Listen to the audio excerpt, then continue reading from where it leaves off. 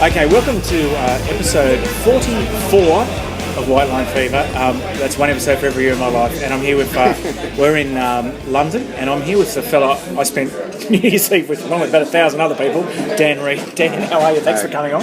Good to see you, Steve. Thanks for having me here. What are you doing here in London? I'm doing press for the new album. It's called Signal Fire. And yesterday I did a radio show for a gentleman named Bob Harris. I guess he was known as Whispering Bob Harris back in the day.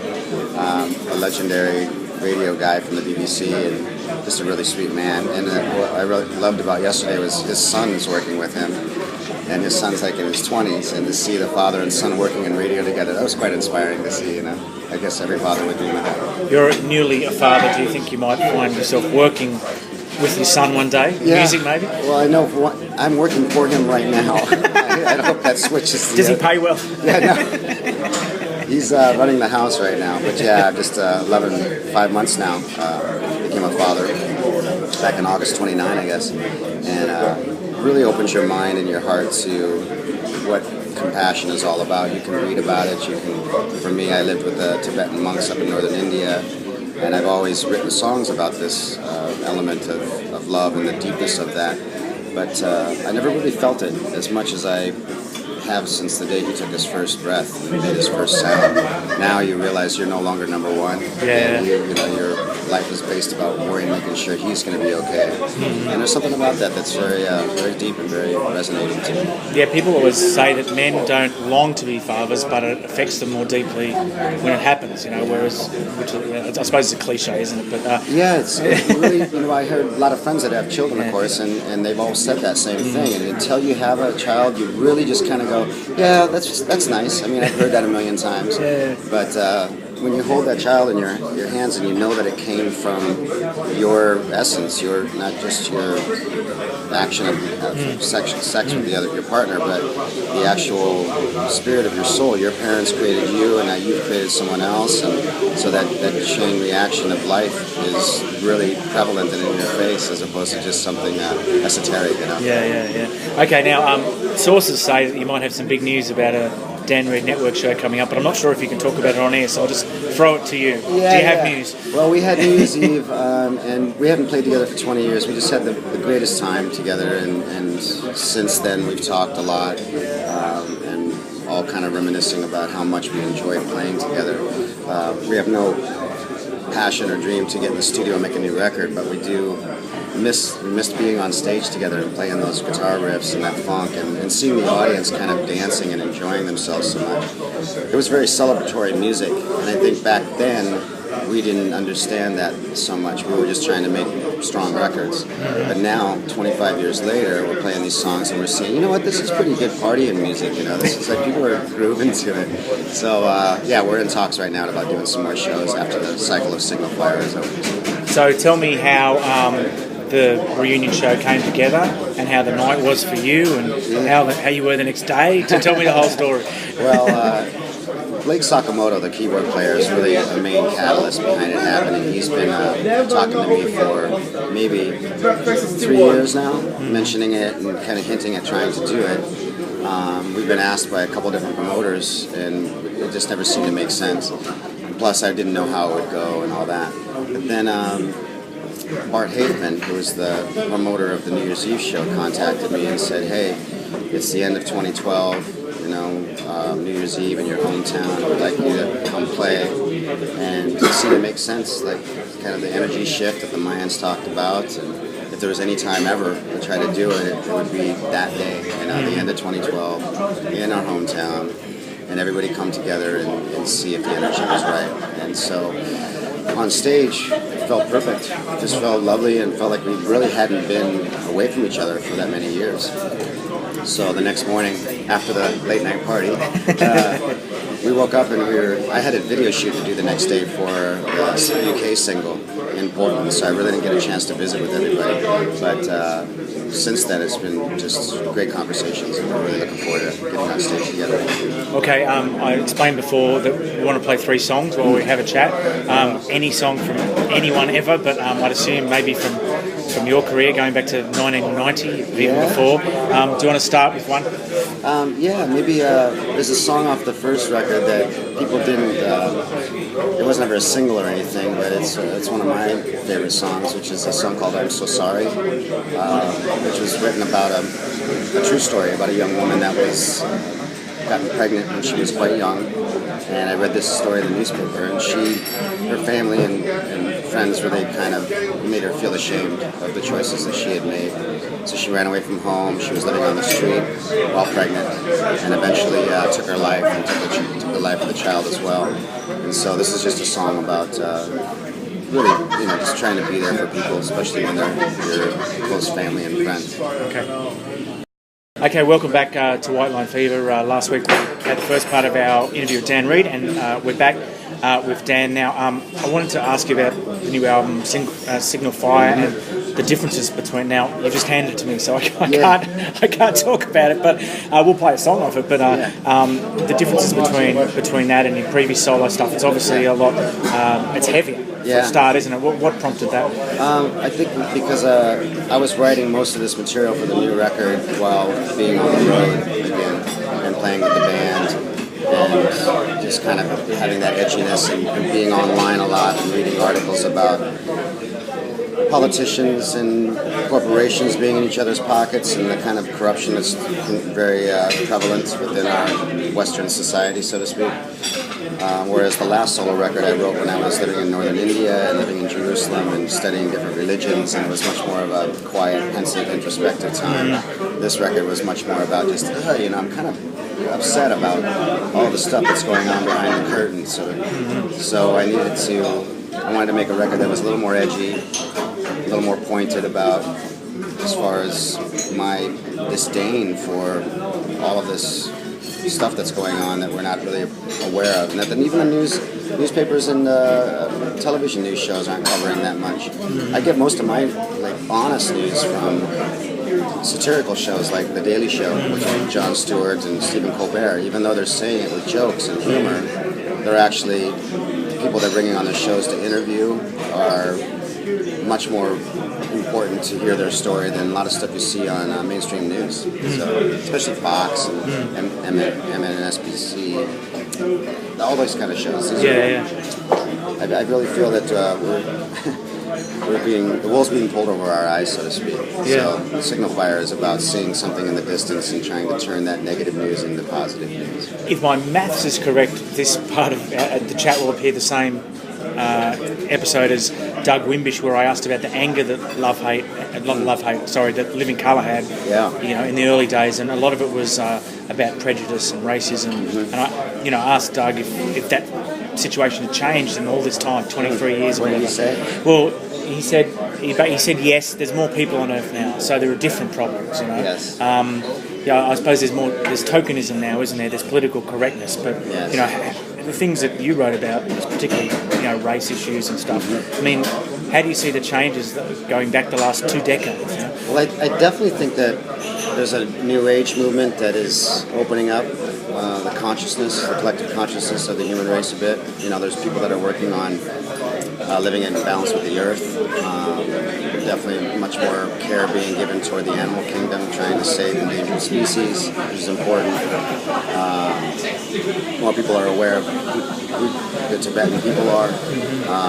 So it's all these kind of small... Environmentalism has improved in 20 years. Yeah, I mean, especially with, solar and wind and wave power and all that energy that's been put into that. So I think there's a lot of progress. But then at the same time, when I saw Barack Obama get elected, I saw another side of us, especially if America is supposed to be the world leader in freedom, as we pretend we are, then to see so much racism and just gridlock being born from him being elected. And meanwhile, he's not all African American. He's not all black. He's half white and half black. But people all are maybe too proud of his black side, and people are too scared of his black side at the same time, and start not even thinking about the fact that he is the ultimate, mixture of races when it comes to America was the country where brother killed brother to free the slaves. but it also had to be the country that enslaved people as well. So we're very, we got a mixed history of annihilating the Native Americans, yet we freed the slaves. We had the first black president, yet as far as this Western nation, and at the same time we fought back against it as much as possible as well. So I think we've grown up a lot, but we have definitely a long way to go with that. Sorry, I quote my own song. Before we go to another song, I went to the show at the Union Chapel about a year ago, and there was a really nice story about how you got involved in music again. You weren't recording, you weren't writing, and there was a story you told about how you got involved again. Can you just tell the listeners that? Well, it was right after I had gone through a very dark period in my life of drugs and alcohol, and my father became ill in the middle of all of that, and I had to stay home and take care of him as he was leaving this planet, and that was when I sobered up. And then I went down to India to kind of just clear my head out and see what I wanted to do with my life. And I met these couple Tibetan monks. I hope this is the story you're referring to.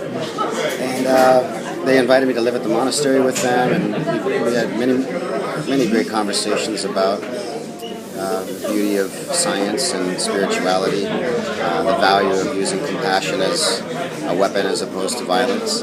And one day we were washing our clothes in the stream in the Himalayas, and this monk named Sonam asked me very quiet and very gently, he goes, "Dan, do you know this song that goes..." And he started singing "We Will Rock You" to me, and I said, "Yeah, I know this song, but I really don't understand how you know this song." And he said that he'd heard it on a tourist radio, and that he wanted to learn the lyrics of it, and if I could teach him the lyrics. So that was a very strange moment in my life, but it was also very telling that music that was written by Queen and on the other side of the world had touched this guy who's been a monk since he was 4 years old, has never owned a TV or a radio or a telephone, and yet his dream was just to ask this American tourist basically to teach him these lyrics to "We Will Rock You." So I went down on a little internet cafe. That's one of the best stories I've ever heard in my life. It's very strange, and we're still in touch. Actually, it's pretty cool. But so I printed out the lyrics, and I bought a little guitar for $60 at this pawn shop and started teaching him songs, and he was teaching me about how to do the Tibetan throat singing and what have you. And that's when I wrote the first song that I had written in many years. It was a song called "On Your Side," which is from the last solo record. And that was my comeback to music. It was basically this Tibetan monk wanting me to teach him Freddie Mercury lyrics. Now, okay, final part of our interview with Dan Reed. Thanks for joining us again, Dan. Now, I suppose if you want to be a bohemian, you just go and live in Bohemia. Exactly. You're in the Czech Republic. What took you there, and what's it like living there? Well, I had such fond memories of Prague. We opened up for the Rolling Stones there back in 1990, and it was right after the Berlin Wall had come down. And I remember being in Prague was the only Eastern Bloc city, other than East Berlin we played in as well. But there was just this great celebratory feeling of people going through the streets and handing out flowers, and it was the best reception we had opening for the Stones as well. They treated us as if we were the Stones, because we were literally the first Western band they'd ever seen, because we're opening. So there was 135, 140,000 people. It was the biggest show on the tour, and might have been the biggest show the Stones had played to date at that time. And it was just, and I was like, I remember Prague, I remember the architecture there, and I remember the people, and then I was invited to play back there through a friend of mine named Martin Tidmarsh, who's an English expat who lives in Prague, about 2 years ago, a little over 2 years ago. And so I said, yeah, I'd love to come back there and play. It's the first time I'd been there since 1990. And when I got there, I was just blown away by the music community and the fact that there's so many people from England and Australia and America, Ireland and Scotland. There's a big expat community of English speakers. That's not including the ones on the Bucks weekends, I suppose. Yeah, exactly. I think a lot of them moved there because of the cheap beer. You know? I don't drink beer. I'm more of a vodka guy, but yeah, it was just really fascinating to be back there again, and I just fell in love with the city. And then the day that I moved into my apartment, I met a woman that was actually working for the real estate company, and that became the mother of our child. So I thought I was going to get to play the field a little bit, but no, I'm kidding. But no, I had just come from a relationship in Paris in France, and it was a very tough time because there's a lot of love and a lot of confusion for me because I didn't really feel at home in France. And at the same time, I loved this woman deeply, but it was just didn't seem like it was going to work out for the long future. So I left some damage in that wake, but came out of it with hope for the future now, especially with this little boy. So. Aside from being a dad, what does the future hold for you professionally? Like network shows, Yeah. you'll be touring in support of this album. Yes. You've got a birthday party coming up. Do you see yourself, I suppose, after a lot of ups and downs, which you described, do you see things being on the sort of level? Yeah, I hope so. You know, you never know what life can hand you. You know, especially with health and the condition of the world and politics and everything that goes on in the world. I seem to at least want to feel connected to, whether it's like the shootings in America that just happened with these kids in the school. Whether it's what we're doing as a nation, I still feel, even though I'm living in Europe, I still feel very connected to what our government does in the world and how we operate. I think it's amazing that we're doing so many great things with technology and medicine and sciences, but at the same time we're still involved in meddling in other countries' affairs, just protecting our oil resources so we can, be selfish and greedy. Energy users, and that's the hardest thing for me, and that was the main reason why I don't live over there anymore is because it's very difficult for me to be in that environment, everybody arguing about right-wing and left-wing stuff. So for me, living in Europe just seems a lot more open-minded. People don't seem to judge each other as much that way. They have other issues, of course, but the Czech Republic is just a great place to kind of be in the middle of both, be in balance. Now we could talk for ages, I'm sure, but we'll let you go. You've got a meeting coming up with Live Nation, I believe. But another song, and you better pick one off the new album. Yeah, I guess you could play the title track, which is Signal Fire. That song is, and the album cover as well, where I'm holding kind of this ball of light. That's all a representation of just my hope someday that we receive some kind of message from a distant star.